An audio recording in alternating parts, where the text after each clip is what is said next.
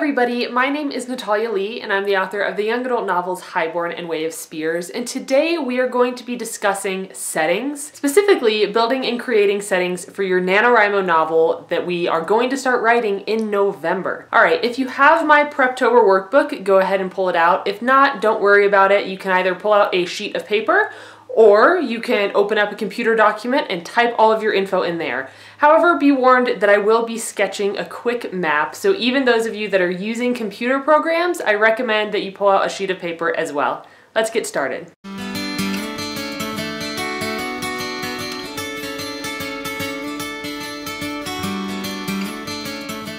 So on page 12 of my workbook, you're going to find a brief summary of settings and why they're so important.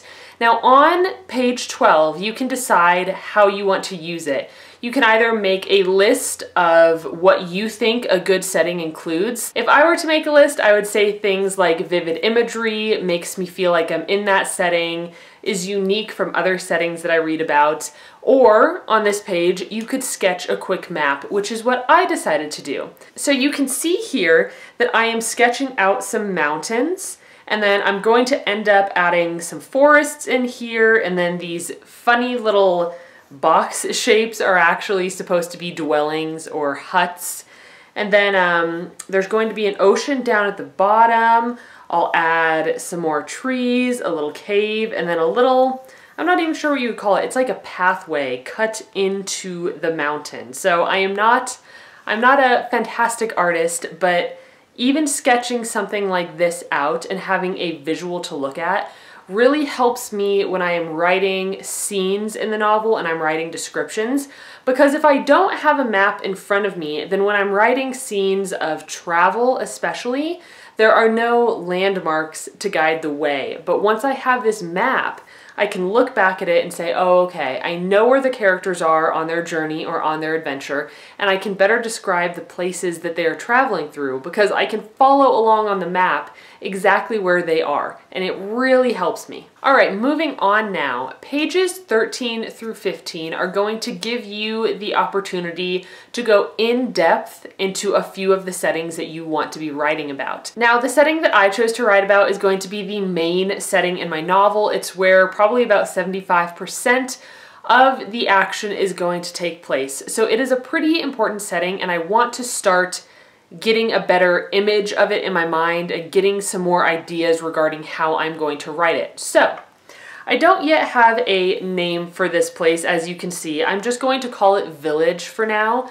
So don't feel like you have to be too detail oriented. A lot of this stuff is still very flexible and fluid, and it can be added to or changed as you need to, all right? So for location, I was pretty general. I said that it's south of the mountains and on the ocean, which is something that you can see in the map that I sketched. The language they speak there is going to be common tongue. I don't want to call it English because it's going to be in a bit of a fantasy world, so I'm not sure yet what I'm going to call the language, but for now I'm just calling it common tongue, and then there will also be some kind of Aboriginal type words thrown in there, but I need to come up with terms to refer to these languages. But for now, common tongue will do the trick. All right, next up is religion. And again, this is not, well, my story is not set in our present day, so I wouldn't write down any religions that we know really well. However, the religion that this clan or tribe of people kind of adhere to and follow will be similar to a pagan religion or to the beliefs of Native Americans. So I need to do more research on this topic, and perhaps I'll even make a detailed list of beliefs of gods and goddesses that this tribe of people worship. So again, this is just something that's really basic. So all I wrote for religion was pagan/Native American because it gives me a good foundation to go off of when I'm building the religion further and I'm going more in depth in creating it. All right, next up is sights, and this one was one of the easiest because I can already picture this place. There are going to be a bunch of boats floating on an icy ocean. You know, there's probably going to be rain that falls a lot. It's going to be a very wet and cold place to be right there in the ocean. So there's going to be boats, water, I picture rocks, you know, rocks covered in water and a little bit of ice. Small stone homes that will have smoke coming out of the chimneys because they will probably be burning fires almost all year long except for in the middle of summer. It will finally get warm enough in the middle of summer that they don't need to do that, but for the rest of the year there will always be fires burning in the homes. And then again I wrote bonfires because bonfires will be a good way to provide light to these people because they don't have electricity. So they can work by bonfire light, and it's also a way to keep everybody warm when they're moving around the village. Next up, smells. So the people that will inhabit this village are going to be fishermen primarily. So I went ahead and I wrote fish because it'll smell strongly of that. And it'll smell like ocean and salt water in the air, and then smoke, of course, because there are always going to be fires burning everywhere. Now, when it got to important characters, this one was a little tricky because I don't have all of the names for the characters sorted out yet. So I went ahead and I just sketched 2 in, and that is Suri, or Suri, I'm not sure. I think I'm going to pronounce her name Suri.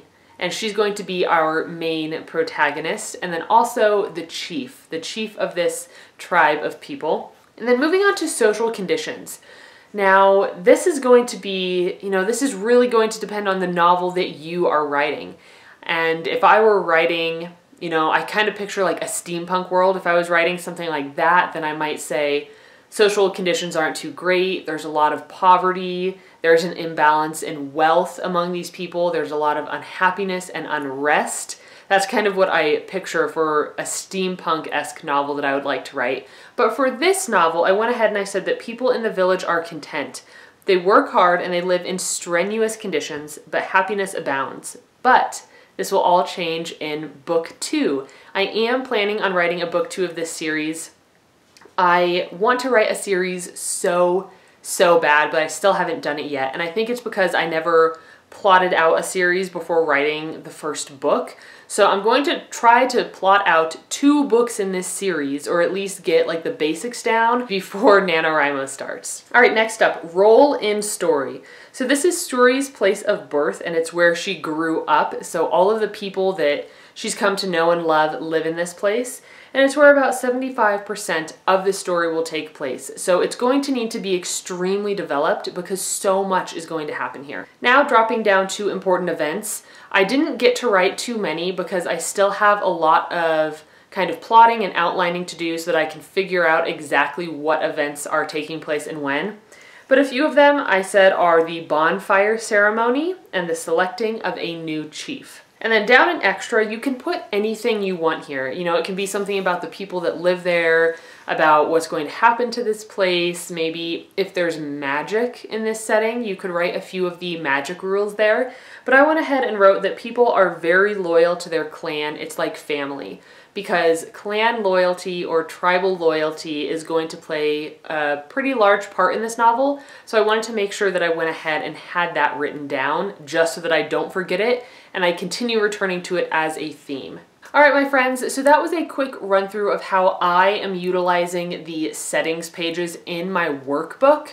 You can use them in many different ways. It really all comes down to the novel that you are planning to write and what kind of planning methods work best for you. I actually found this really helpful, especially sketching the map. When I sat down to draw it, I wasn't sure what I was going to draw, and I just started kind of imagining the place that Suri, you know, the place where she grew up and what's going to happen here. And on that setting map, I really only, like the little houses that I drew down by the ocean, that's the village that I'm talking about. But now I need to fill out my other settings pages for like that little tiny house dwelling building that you see up in the mountains. That is a witch's hut, and a lot of important stuff is going to happen there. So I'm definitely going to fill out a setting page just for that hut.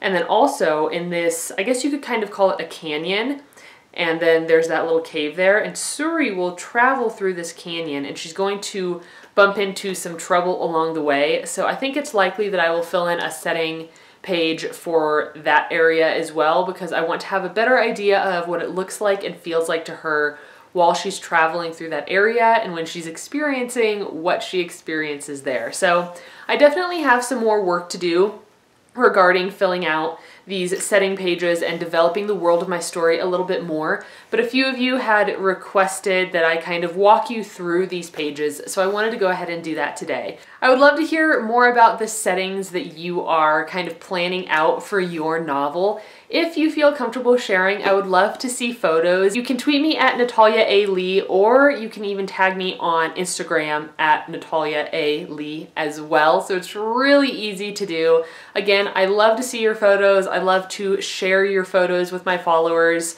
I've had such a great time looking through all the pictures that you guys have been sending me. I even included a bunch of them in one of my previous videos because they bring such a smile to my face to see the way that you're utilizing my workbook, because some people are using it in a very different way than I've been using it, and I think that's fantastic because this is something that is very flexible and it kind of adheres to how you want to plan and plot your novel.